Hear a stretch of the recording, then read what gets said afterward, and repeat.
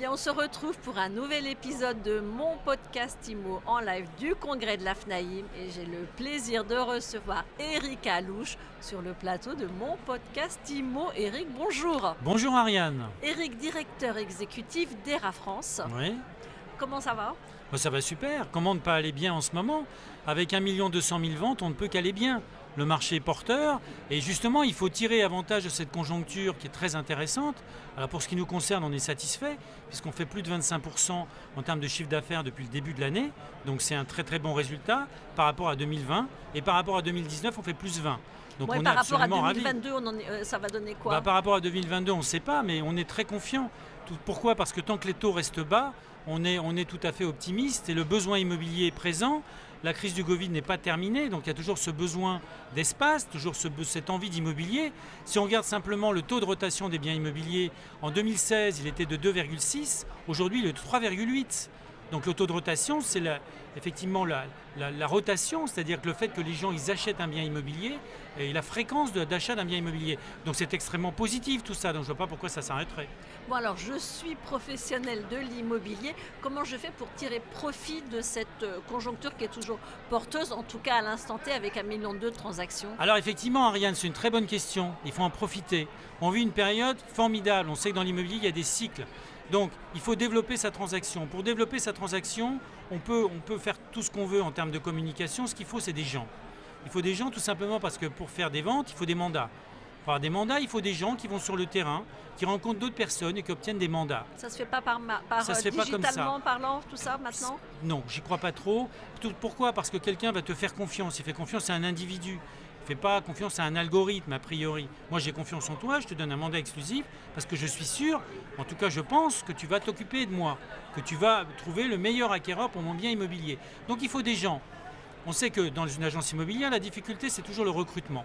Chez ERA, on sait recruter. Chez ERA, on peut recruter des agents commerciaux, on peut recruter aussi des salariés, on peut les former, on peut les motiver, on peut les soutenir, ils gagnent de l'argent, ils ne font pas 3 ventes et demie comme dans la moyenne des réseaux dits de mandataires, chose qui ne veut strictement rien dire pour moi parce qu'un mandataire, c'est quelqu'un de mandaté. On parle des réseaux d'agents commerciaux qui n'ont pas d'agence en fait, donc des gens qui sont livrés tout seuls, qui sont isolés dans leur coin et qui font les mandats sur les capots de voiture. Chez ERA, on a des vraies agences avec des vrais agents immobiliers qui font des ventes et qui soutiennent, qui aident des agents commerciaux qui ne font pas 3 ventes et demie par an, mais qui font beaucoup plus que ça. Donc il faut recruter. Chez ERA, on a un système qui permet de recruter des collaborateurs, ce qui est le nerf de la guerre, ce qui est la clé. Donc il faut effectivement profiter de cette période pour recruter des personnes, les former, les animer, les motiver. Chez ERA, on sait faire ça, puisque nous sommes un réseau international, comme tu le sais, qui est présent dans le monde entier, de l'Afrique du Sud au Japon, en passant par évidemment l'Europe. Et on est très présent en France avec plus de 460 agences ouvertes ou en cours d'ouverture actuellement, donc bientôt 500 agences. Donc on a un réseau solide, un réseau qui est fait pour ses franchisés, qui est exclusivement dédié à ses franchisés, au recrutement, et il faut tirer profit de cette période. Donc contactez-nous, il faut nous contacter chez ERA.